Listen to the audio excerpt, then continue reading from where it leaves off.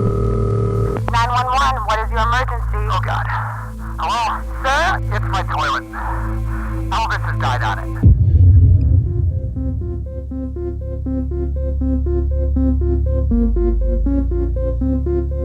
My name is Michael Dorst. In 1977, I got a phone call from Elvis. He said, "Hello, this is Fat Elvis. I'd like to hire you to assemble an elite task force to prevent me from dying on the toilet, which is the worst way to die according to the Bible. So what do you say?" The next day, I moved into Graceland.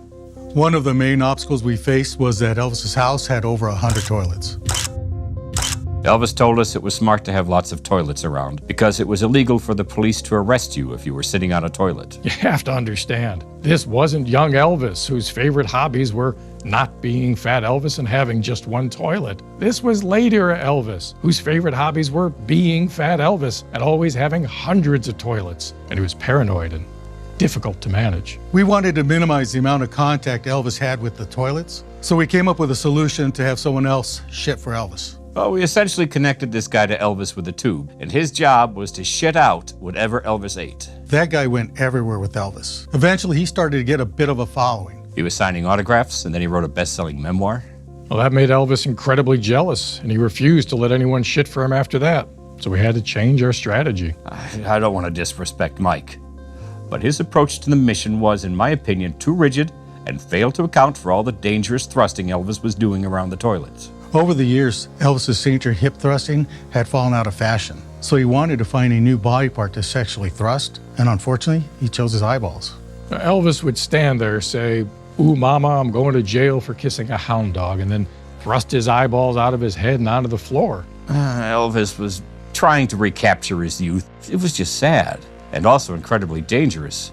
You'd often slip out his eyeballs and fall headfirst into one of his many toilets. I had my guys fishing Elvis out of toilets around the clock, and we actually had the situation relatively under control. And then the impersonators showed up.